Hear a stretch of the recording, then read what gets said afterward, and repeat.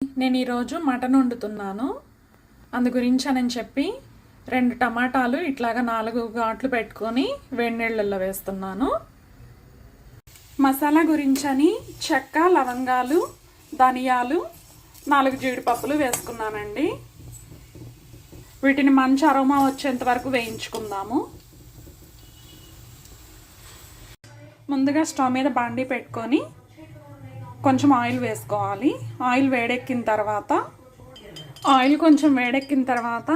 ఒక ఎండుమిరపకాయ, బిర్యానీ ఆకు, జాజి పువ్వు వేసుకోవాలి. ఇవి కొంచెం కాలిన తర్వాత పచ్చిమిరపకాయలు వేసుకోవాలి. ఆ తర్వాత సన్నగా తరిగి పెట్టుకున్న ఉల్లిపాయలు వేసుకోవాలి.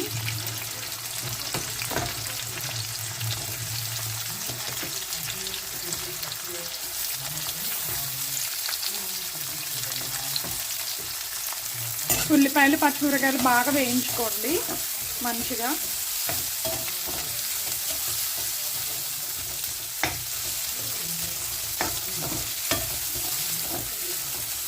టమాటాలు ఇట్లాగా పొక్కు తీసేసి నీట్గా కట్ చేసి పెట్టుకున్నాం అన్నమాట.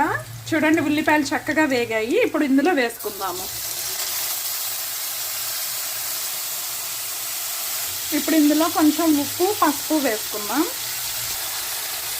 కొద్దిగా ఉప్పు, చిటికెడు పసుపు, రుచికి సరిపడా కారం వేసుకోండి. మీరు స్పైసీగా తినేట్లయితే ఎక్కువ కారం వేసుకోవచ్చు. ఇప్పుడు సిమ్లో పెట్టేసి ఒక 5 నిమిషాలు మూత పెట్టి మగ్గబెట్టుకుందాము. చూడండి, నూనె పైకి తేలేంత వరకు ఇట్లా మంచిగా మగ్గబెట్టుకోవాలి. మగ్గిన తర్వాత నేనేం చేస్తానంటే, ఇది ఉంది కదా, ఇందులో కొబ్బరి, అల్లం, వెల్లుల్లి అన్నీ మంచిగా మిక్సీ పట్టాను అన్నమాట. ఇప్పుడు ఇది వేసుకుందాం. పచ్చి మసాలా వేసేసి చక్కగా కలుపుకోండి.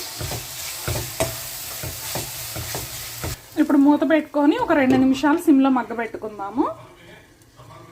మసాలా అడుగంటకుండా కలపెట్టుకోవాలి. ఒకసారి మూత తీసి 2 నిమిషాల తర్వాత పచ్చివాసన పోయింది. ఇప్పుడు నేను ఇందాక కుక్కర్లో మటన్, కొంచెం ఉప్పు, పసుపు, వాటర్ వేసి ఒక 7 విజిల్స్ వచ్చేంత వరకు ఉడికించుకున్నానండి. ఇప్పుడు ఈ ఉడికించుకున్న మటన్ని దీనిలో వేసేసుకుంటున్నాను. ఉడికించుకున్న మటన్ వేసుకొని చక్కగా ఇట్లా కలుపుకోవాలి.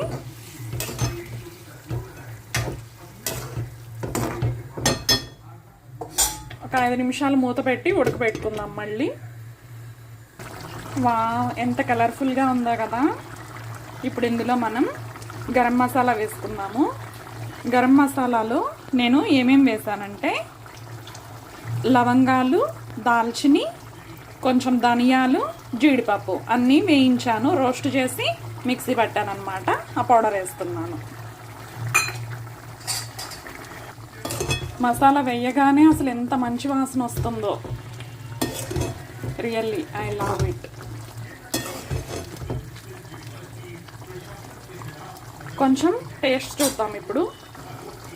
ఉప్పు, కారాలు పర్ఫెక్ట్గా సరిపోయినాయి.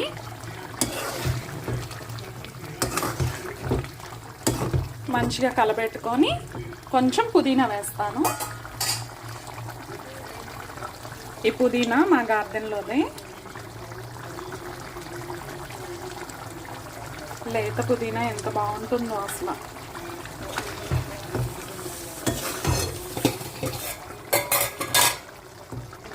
అంతే అండి, మటన్ రెడీ అయిపోయింది. రైస్ వండుకొని మంచిగా రైస్, మటను తినేసేయండి. అదిరిపోద్ది. వేడివేడి అన్నంలో మటన్ వేసుకొని మంచిగా ఎంజాయ్ చేయండి. కొంచెం నిమ్మకాయ వెనుకొని తింటే అదిరిపోతుంది.